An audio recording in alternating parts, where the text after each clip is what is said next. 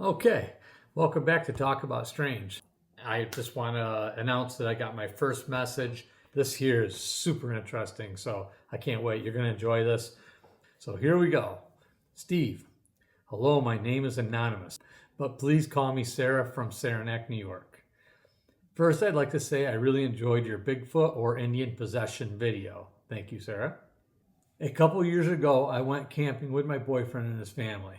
They own some wooded land near Old Forge. There is a rock bed stream like the one in your video, only a little bigger, just a short walk from their camp that leads to the lake. After dinner one evening, my boyfriend wanted to go for a walk to that little river/stream, right? We reached the fishing area they cleared and was only there about a half hour or so. It was already getting dark and really cold. We didn't bother making a fire that late, so I told him I wanted to head back. We had just turned right into the trail when all of a sudden we heard a loud branch break near the far end of the toe hill. I whispered, "What was that?" "It's probably my brother screwing around." Then we heard scuffing in the brush ahead and more twig snapping. "What is wrong?" He says, "That's not my brother. It's definitely a bear. Probably coming down here looking for fish. We need to go the other way up the hill fast and quietly." Once in the woods, other than being dark, it wasn't so bad. I was starting to feel a little more at ease when all of a sudden Dick threw his arm out across me and stopped me dead in our tracks. Looking to his left, I asked, "What is it?" And he shushed me.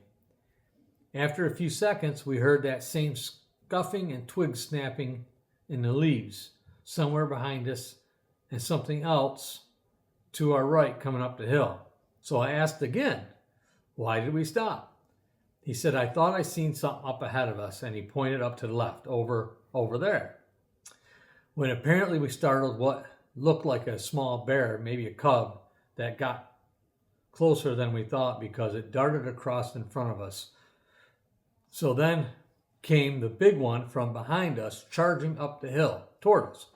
Dick, holding my hand, hollered, "Run," and took off, apparently not realizing he left me frozen, scared stiff. I knew at that point I was about to die because there's no way I'm going to outrun a bear. That's when I saw what Dick was looking at when he stopped. This big hulking man-like thing came out of the shadows straight at me like a freight train. So I just closed my eyes and waited for the worst. At that point, I figured it would be over quick anyway. But it blew right past me.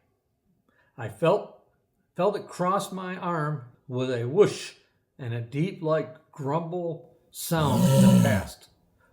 Then a thud and smashing sound of the leaves and brush.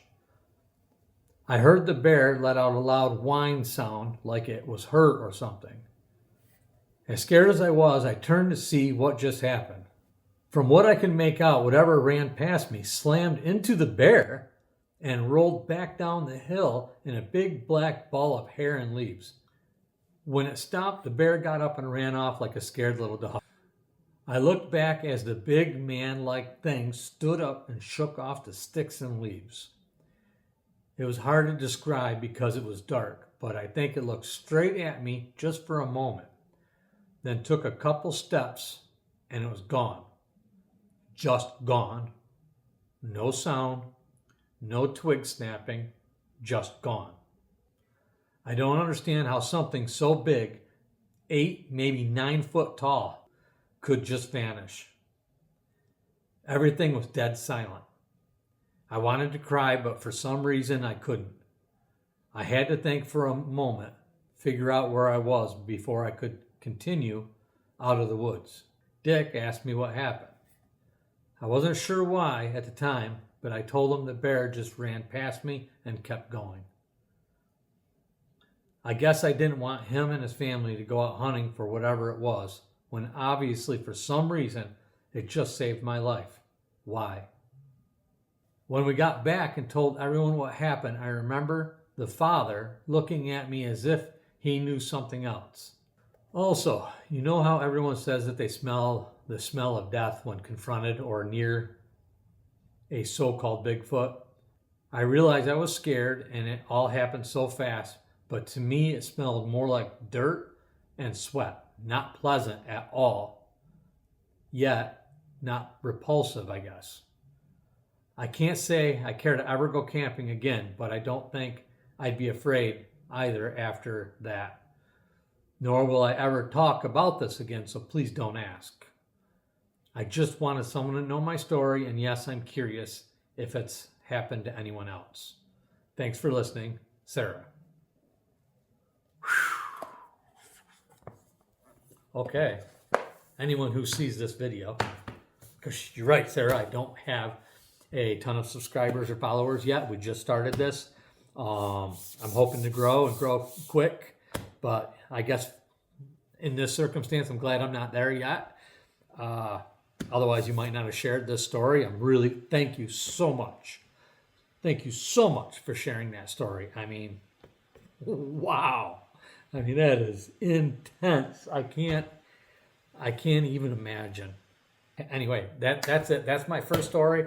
I just wanted to share that with everybody out there. I hope you enjoyed it. If you did, please hit that subscribe button, hit that like button. Let me know you enjoyed it, and let me know you're going to be following me so that you can see some more of these stories.